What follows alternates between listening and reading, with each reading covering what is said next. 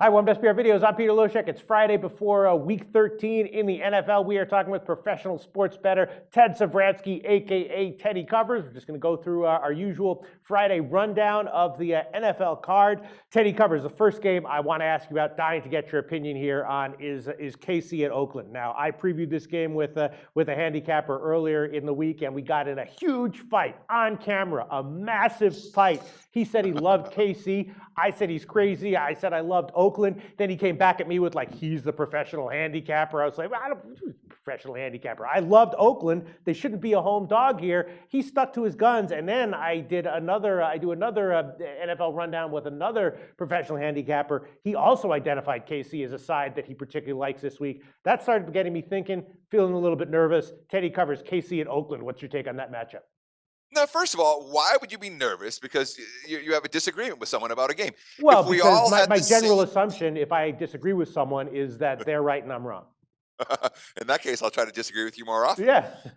But the reality is that, look, every NFL point spread, in theory, now the reality is that it doesn't work out this way, but every NFL point spread, in theory, is designed to split the action. Right. Half of the bets are supposed to go on one side, and half people are supposed to look and say, oh, this is the side. And the other half of the bets are supposed to go on the other side. Now, when it comes to the actual volume of bets, in general, recreational players don't necessarily see it the way that the wise guys do, both here in Las Vegas and elsewhere. So the number of bets doesn't necessarily equate, but the volume of money wagered tends to equate, half here, half there. So it's not unusual. You're supposed to be disagreeing on games like KC Oakland. For me, it's a really hard game. I am a Chiefs believer. I am still holding hope that I'm going to cash my Kansas City over 8.5 wins ticket. I've cashed a couple of tickets with Kansas City during their current hot streak. When you look at what they did again last week, where they didn't play well early and then really dominated Buffalo on the defensive side of the football over the second half of that game, while getting Jeremy Maclin involved in the offense really for the first time in weeks. Those are real positive signs for KC moving forward. And certainly when we talk about a defense of this caliber in this point spread range, the only way that I can look here is towards the Kansas City Chiefs. That being said, I haven't pulled the trigger on the game. And at the current number of 3, I'm not going to. If I'm betting the Chiefs, I want to be laying less than a field goal, not a full field goal. And it's just an issue of defensive disparity here. Kansas City gets stops. Oakland, not so much. All right, so you're not seeing Oakland as a live dog. Apparently, I'm the only one. Maybe I should rethink my analysis of this game. And then the next game I have to ask you about, right? Eagles at Pats. Now, the Pats fade train is still relatively new, and you've been cluing us into that one for the past few weeks. And this week, they're a huge home favorite against the Eagles. The Eagles, are a team in disarray, but it feels like, if they can put it together like a reasonable, normal, non-head case NFL team can or should be able to, that getting 9.5 or 10 points is great value.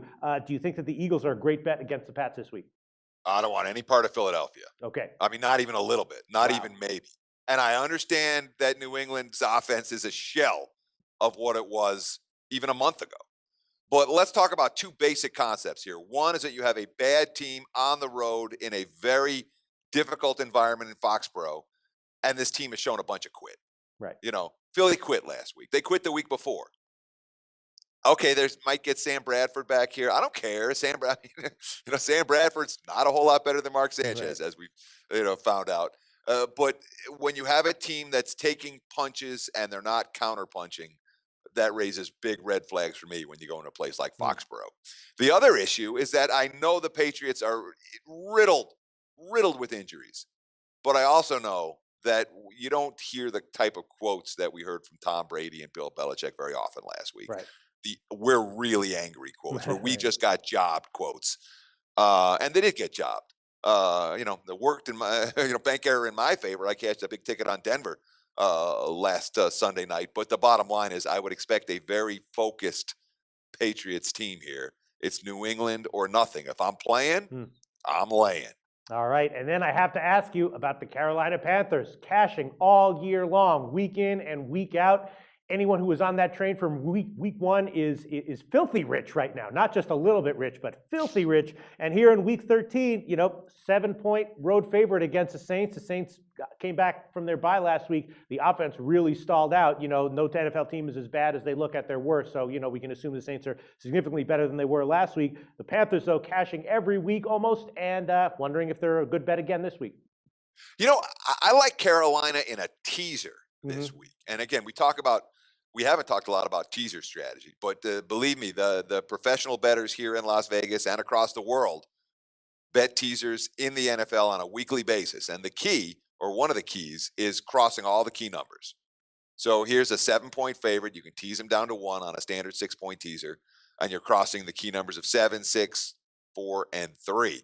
Getting them all working in your favor. I expect Carolina to win the game, but I'll say this much. I've been higher than the markets on the Panthers pretty much from day one this year. And this is the first time all season where my power rating point spread is equal to or higher the real point spread for Carolina. So I do believe the markets have finally caught up with the Panthers. All right, interesting thoughts. Teddy Covers, those are the only 3 games I want to make sure we touched on as far as the spread is concerned this week. What else would you like to bring to our attention, Teddy? Let's talk about Tampa and Atlanta, Okay. where the money's starting to trickle in on Atlanta again. The Bucs down to -1. There are even some pick'ems showing up. Heck, I put a little Tampa +1 in my pocket just because I couldn't believe it was there. And I may have pulled the trigger a little bit too early there because it appears that the money is going to continue to come on Atlanta. And the Falcons are supposed to get Freeman back this week at the running back position. Yeah, they're supposed to get someone was talking to me about Devin Hester. Like Devin Hester is a meaningful point spread player at this stage of his career. Yeah, they'll have Hester back returning kicks this week, I suppose. He hasn't played since the preseason. I don't consider him an impact player. But let's talk about the Falcons for a minute.